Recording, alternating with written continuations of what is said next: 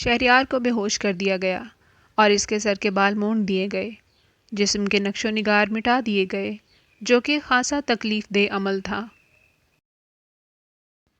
اسے ایک ایسے کمرے میں قید کر دیا گیا جہاں تیز قسم کی بنفشی روشنیاں آنکھوں میں شدید چبھن پیدا کرتی تھیں۔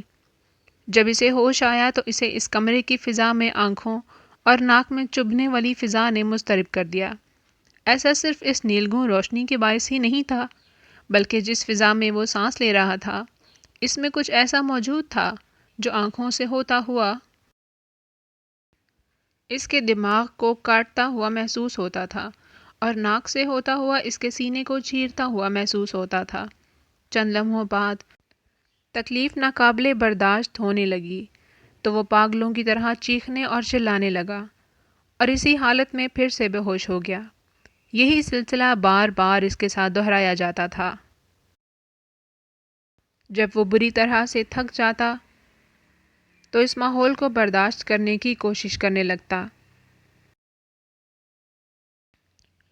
اسے دن میں 1 بار پانی اور 2 سے 3 بار کچھ کھانے کو دیا جاتا، جو کہ عام طور پر کسی جانور کا کچا گوشت یا کوئی جڑی بوٹیاں ہوتیں۔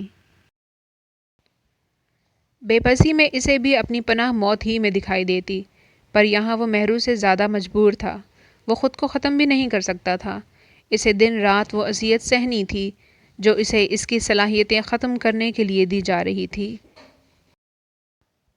بہت جلد وہ عام انسان بننے والا تھا۔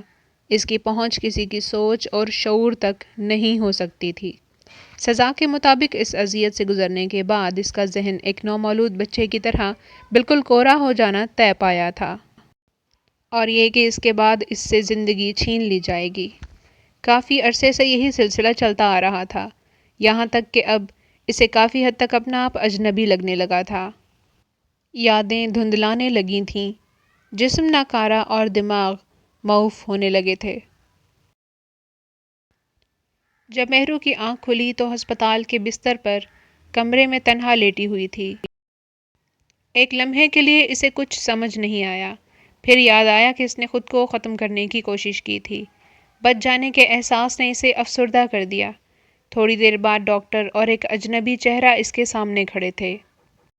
ڈاکٹر کی تسلی کے بعد اشتیاق صاحب مہرو کے قریب پڑی ایک کرسی پر بیٹھ گئے اور ڈاکٹر کے جانے کے بعد انہوں نے مہرو سے بات شروع کی۔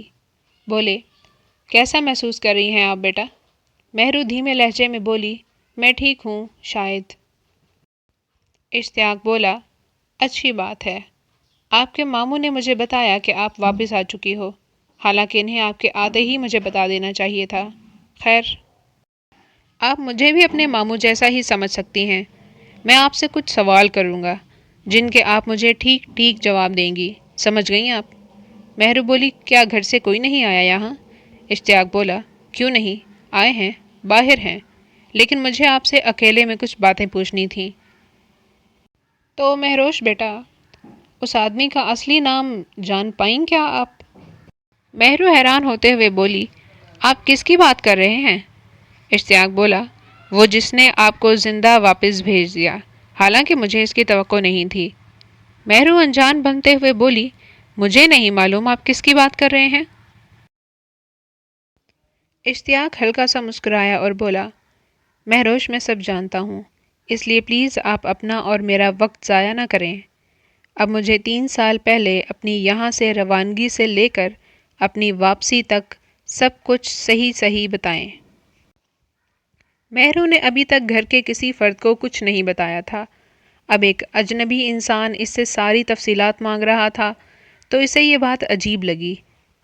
وہ بولی، میں آپ کو کیوں بتاؤں؟ اشتیاق بولا، تاکہ میں اس معاملے کے کسی سرے تک پہنچ سکوں۔ مہرو نے پھر سے انجان بنتے ہوئے کہا، مجھے نہیں پتا آپ کس معاملے کی بات کر رہے ہیں۔ اشتیاق کے لہجے میں تھوڑی تلخی آ گئی اور وہ بولا،